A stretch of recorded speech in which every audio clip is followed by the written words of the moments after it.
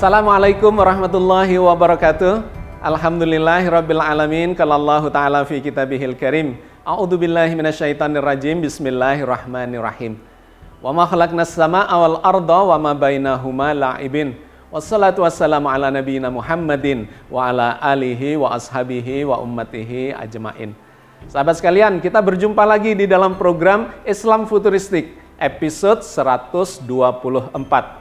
Kita lanjutkan kajian kita masih terkait dengan istilah-istilah di dalam Al-Quran untuk menyebut bintang atau benda-benda langit.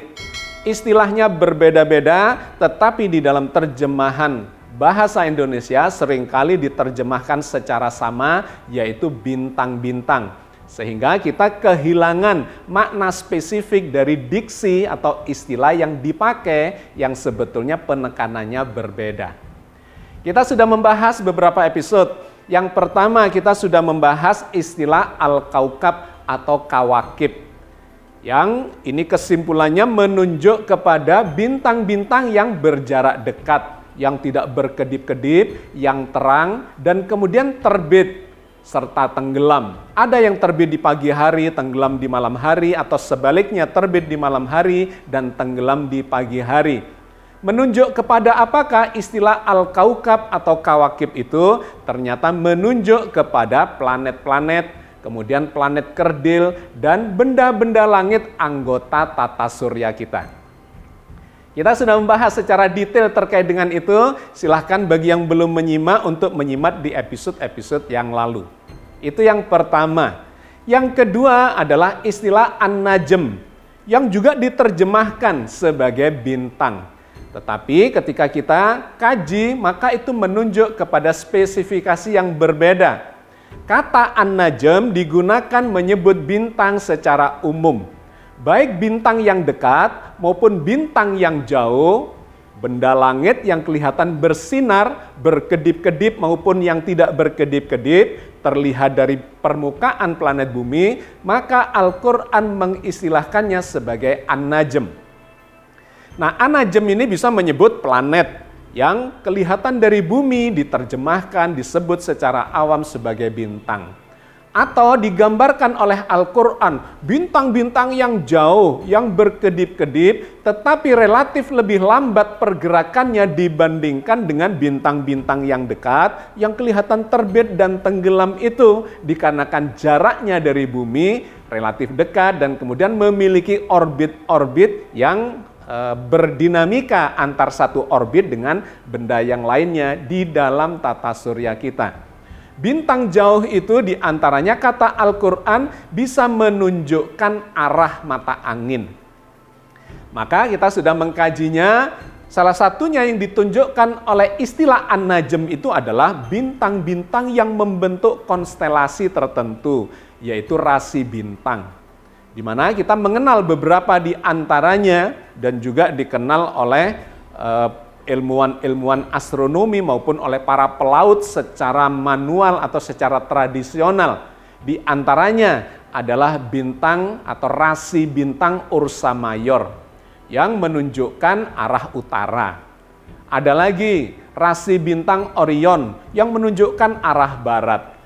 Ada lagi rasi bintang Scorpio menunjuk ke arah timur atau agak ke tenggara. Dan yang keempat ada rasi bintang Crux yang menunjukkan arah selatan. Nah, itu di dalam Al-Quran diistilahkan dengan An-Najm. Oke, detailnya silahkan dilihat di episode yang sebelumnya.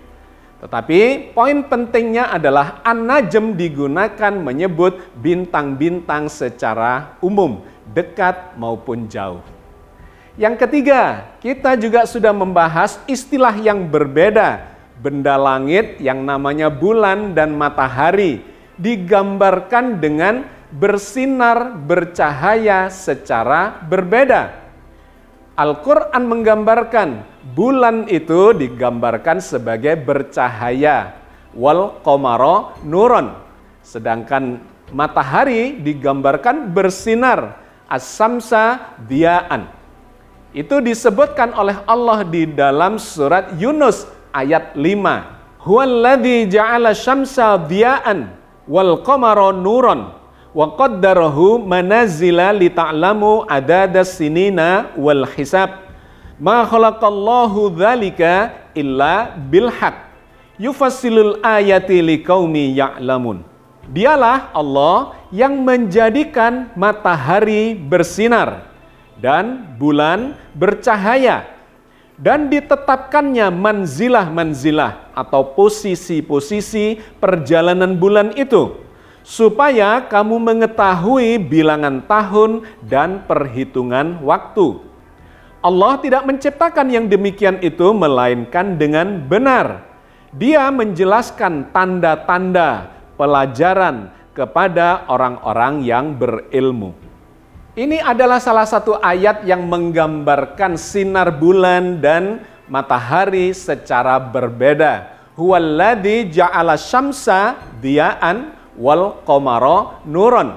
Matahari bersinar, bulan bercahaya. Kita sudah melakukan kajiannya bahwa memang cahaya keduanya itu berbeda. Matahari memancarkan sinar dari dalam dirinya sendiri. Inti matahari itu adalah gas yang sedang bereaksi secara termonuklir. Dari hidrogen berubah menjadi helium, menghasilkan panas jutaan derajat, dan kemudian menghasilkan sinar yang dipancarkan ke sekitarnya, termasuk ke arah planet bumi. Sebagiannya lagi juga terpancar ke arah bulan.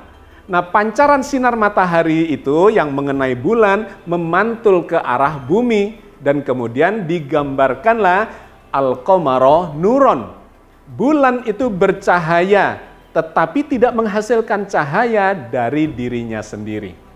Jadi sangat menarik. Al-Quran secara konsisten di dalam sejumlah ayat menggambarkan diksi yang berbeda antara bulan bercahaya dengan matahari yang bersinar itu. Digambarkan juga oleh ayat ini bahwa pergerakan bulan itu, posisi-posisinya itu bisa digunakan sebagai patokan untuk perhitungan bulan, perhitungan tahun, dan perhitungan waktu. Wa qaddarahu manazila li ta'lamu adadas sinina wal hisab. Allah menetapkan posisi-posisi bulan itu dalam perjalanannya selama sebulan, di mana dari bentuk bulan mati, bulan sabit tipis, kemudian seperempat, setengah, ya, bulan purnama menipis lagi sampai bulan mati lagi, itu ternyata bisa dijadikan patokan untuk perhitungan waktu. Nah, kita melihat perubahan bentuk bulan itu dikarenakan sudut pandang yang berbeda. Ketika bulan itu berada di antara matahari, bulan, dan bumi, maka itu adalah berbentuk bulan mati atau disebut sebagai bulan mati, tidak kelihatan. Dikarenakan cahaya matahari mengenai bulan itu di bagian baliknya sana, dan yang kelihatan dari bumi adalah bagian gelapnya. Tetapi ketika bulan ini kemudian bergeser di antara matahari dan bumi itu, maka akan terpantul sebagian permukaan bulan itu, pantulan dari cahaya matahari yang mengenai lengkungan bulan dan kelihatan dari bumi. Kelihatan seperti bulan sabit. Ketika dia bergerak lagi, maka sabitnya akan membesar. Semakin ke arah yang berbeda mengitari bumi kita, maka bentuk bulan itu akan berbeda-beda dikarenakan sudut pandangnya yang memang berbeda. Seperempat, kemudian sampai setengah, kemudian menjadi bulan purnama, dan akhirnya menipis lagi. Bentuk bulan yang berbeda-beda ini dikarenakan bulan itu berada pada posisi yang terus berubah ketika dia melakukan perjalanan mengorbit mengitari bumi kita. Sedangkan ketika terjadi gerhana bulan, maka bulan itu akan tertutupi oleh bayangan bumi. Tertutup sepenuhnya menjadi gerhana bulan penuh, tertutup sebagian, kelihatan lengkungan bulan sabitnya, maka itu menggambarkan gerhana sebagian. Oke, itu sudah kita bahas di episode yang lalu. Hari ini kita akan progres lagi, mencoba memahami informasi dari dalam Al-Quran terkait dengan istilah yang berbeda lagi untuk menyebut benda langit yang diistilahkan sebagai bintang atau diterjemahkan ke dalam bahasa Indonesia sebagai bintang. yaitu istilah al-burj atau jamaknya adalah al-buruj. Apa yang dimaksudkan oleh Al-Quran dengan al-burj itu? Di dalam Al-Quran istilah al-burj digunakan sebanyak 7 kali. Di mana di antaranya yang 3 digunakan untuk menggambarkan benda langit dan kemudian disebut sebagai bintang. Dan 4 yang lainnya digunakan dengan makna yang berbeda tetapi memberikan gambaran terkait dengan diksi al-burj ketika digunakan menggambarkan benda langit yang disebut sebagai bintang itu. Mari kita lihat sejumlah ayat yang terkait dengan itu. Yang pertama adalah kita lihat dulu makna umumnya, makna yang digunakan selain untuk menyebut bintang. Di antaranya digunakan di dalam surat Al-Ahzab ayat 33 yang bermakna perhiasan. Berikut ini ayatnya. Wa qarna fi buyutikunna wa la tabarrajna tabarrujal jahiliyatil ula. Dan hendaklah kamu tetap di rumahmu dan janganlah kamu berhias seperti berhiasnya orang-orang jahiliyah yang terdahulu. Ayat ini menggambarkan tentang wanita-wanita muslim. Digambarkan dengan kalimat baroja atau yang bermakna berhias itu. Wala tabarrajna tabarrujal jahiliyah. Dan janganlah berhias seperti berhiasnya orang-orang jahiliyah. Nah, ini menggunakan kata baroja yang bermakna berhias. Konteksnya secara umum adalah hal-hal yang terkait dengan perhiasan. Berhias diri, menggunakan perhiasan, dan segala macam aksesoris yang memperindah diri seorang wanita, itu bisa dikaitkan dengan istilah baroja ini. Jangan berhias seperti berhiasnya orang-orang jahiliyah. Masih terkait dengan makna perhiasan itu, Allah berfirman di dalam surat An-Nur ayat 60. Wal qawaidu minan nisa'il lati la yarjuna nikahan falaisa alaihinna junahun ayyadna thiyabahunna ghaira mutabarrijatin bizina.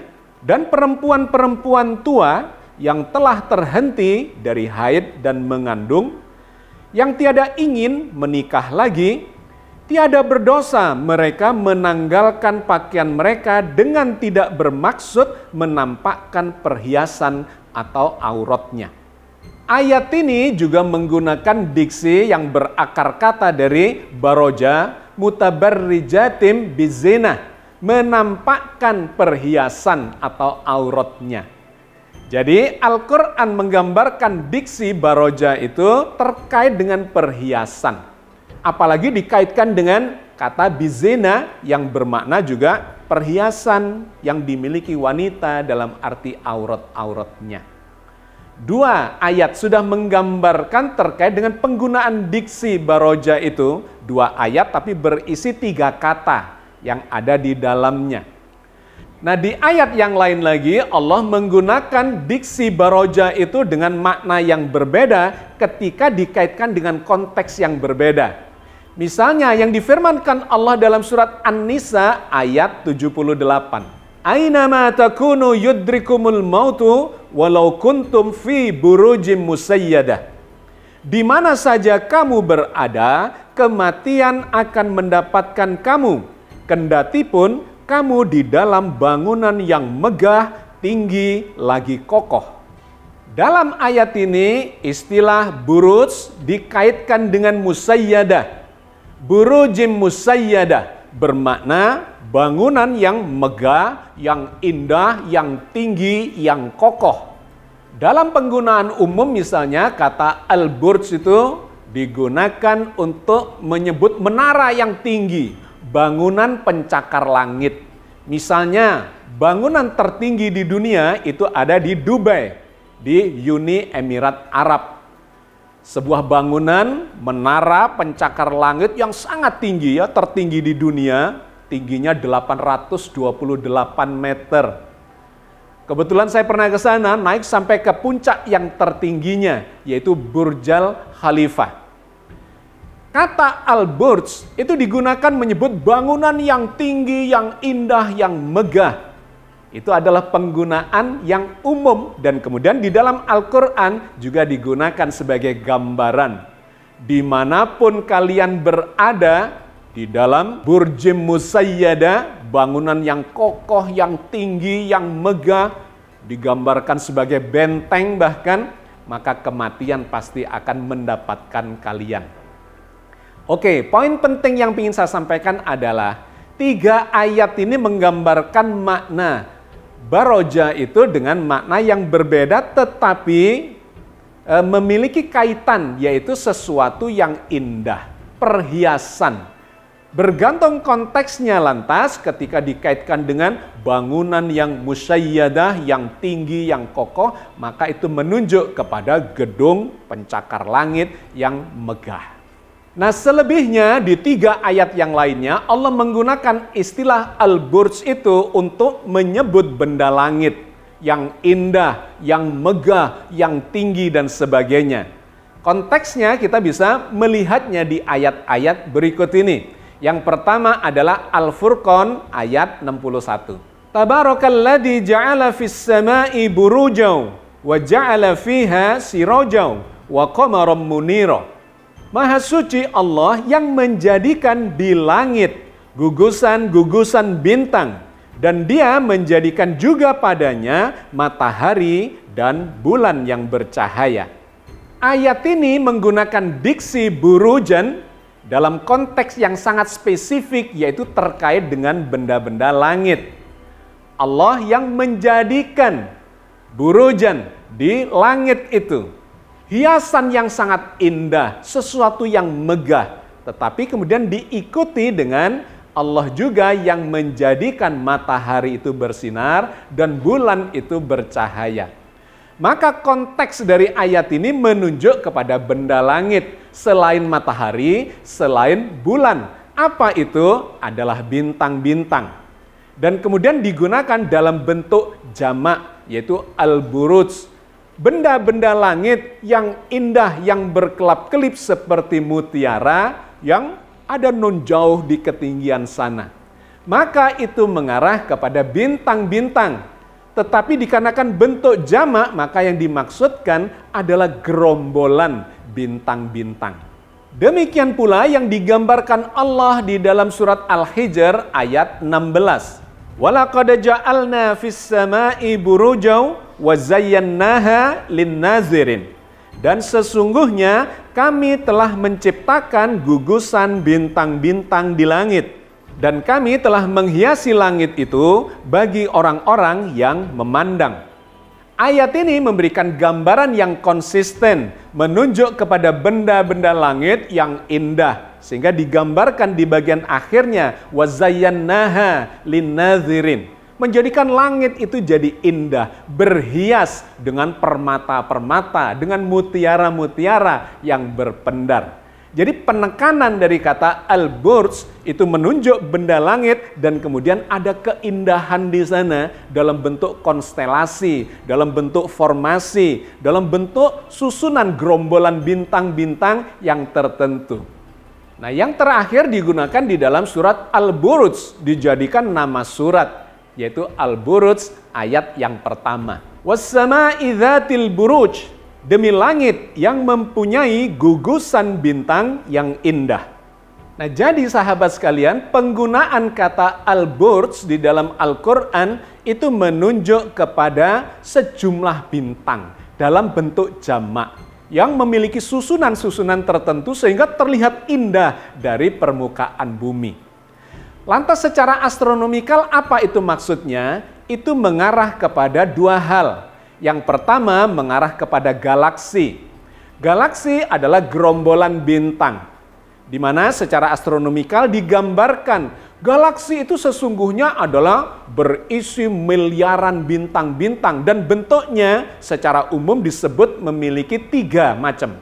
Yang pertama adalah galaksi yang berbentuk elipsoidal, berbentuk elips, mulai dari bentuk yang lebih bulat sampai semakin elips. Ini adalah bintang-bintang tua, di mana dia sedang berproses dari bentuk yang bulat sampai kemudian memipih menjadi berbentuk elipsoidal. Contohnya di antaranya adalah Galaksi Messier 87. Galaksi Messier 87 ini ditemukan oleh Charles Messier pada tahun 1781. Jaraknya dari bumi sekitar 16,4 juta parsek, atau kalau dihitung dalam tahun cahaya sekitar 53 juta tahun cahaya. Cahaya saja butuh waktu sekitar 53 juta tahun untuk sampai ke bintang itu atau ke galaksi itu. Isinya adalah ratusan miliar bintang dan pusatnya adalah black hole, raksasa, lubang hitam yang sangat besar, sangat masif sehingga menjadi pusat gravitasi dari bintang atau galaksi Messier 87 itu. Yang kedua adalah galaksi berbentuk spiral. Ketika dia sudah menjadi elips dan kemudian perputarannya semakin cepat, dia menghasilkan bentuk galaksi spiral. Di antaranya adalah galaksi Bima Sakti di mana kita berada dan juga galaksi Andromeda. Galaksi Bima Sakti ini berisi sekitar 200 miliar matahari atau bintang. Diameternya sekitar 30 kiloparsek atau sekitar 100.000 tahun cahaya. Jadi menyeberang dari ujung kiri ke ujung kanan, kalau menggunakan kecepatan cahaya butuh waktu 100.000 tahun. Sedangkan Andromeda itu adalah galaksi yang jaraknya sekitar 2,5 juta tahun cahaya dari bumi kita. Berisi bintang-bintang juga yang jumlahnya sekitar seratusan miliar bintang atau matahari. Yang ketiga adalah galaksi yang bentuknya tidak beraturan. Ini adalah galaksi-galaksi KT, galaksi-galaksi kecil yang berada di sekitar galaksi-galaksi yang lain yang lebih besar, termasuk di sekitar galaksi Bima Sakti kita ini. Galaksi KT itu adalah gerombolan bintang yang berserakan. Disebut juga sebagai galaksi KT karena ukurannya kecil, berisi jutaan bintang-bintang di mana dia berbentuk seperti galaksi yang lebih besar tetapi secara lebih tidak beraturan. Misalnya, salah satu contoh dari galaksi KT yang tidak beraturan itu adalah nebula atau awan Magellan. Berjarak sekitar 160.000 tahun cahaya. Jadi sedikit berada di luar dari galaksi Bima Sakti. Bintang-bintang yang berkelompok itu di dalam galaksi KT atau yang tak beraturan itu tidak berbentuk elips atau tidak berbentuk spiral, melainkan tidak beraturan dalam bentuk yang berbeda-beda. Jadi secara umum istilah Al-Burj di dalam Al-Quran bisa menunjuk kepada galaksi itu. Gerombolan bintang-bintang, gerombolan matahari dengan berbagai macam bentukannya. Dan yang kedua, istilah Al-Burj juga digunakan menyebut rasi bintang. Sama sejumlah bintang tetapi tidak sebanyak itu, melainkan adalah bintang-bintang yang membentuk konstelasi di langit yang kita lihat dari bumi, bentuknya bisa bermacam-macam, yang kemudian dikenal sebagai rasi bintang. Yang di bagian depan tadi kita sudah sebut. Di antaranya adalah rasi bintang Ursa Major atau rasi bintang Orion, rasi bintang Scorpio atau rasi bintang Crux dan lain sebagainya. Ada sekian banyak rasi bintang yang membentuk konstelasi tertentu dari sejumlah bintang itu. Oke, sahabat sekalian, saya kira inilah yang ingin saya sampaikan terkait dengan istilah yang ketiga yang digunakan oleh Al-Quran. Selain Al-Kaukab, An-Najm, dan sekarang kita sudah mendapatkan penjelasannya terkait dengan istilah yang berbeda yaitu Al-Burj atau Al-Buruj dalam bentuk jamaknya. Oke, mudah-mudahan sedikit yang kita bahas ini memberikan kepahaman dan hikmah kepada kita di dalam memahami informasi-informasi dari dalam Al-Quran Al-Karim yang mulia. Amin ya rabbal alamin. Assalamualaikum warahmatullahi wabarakatuh.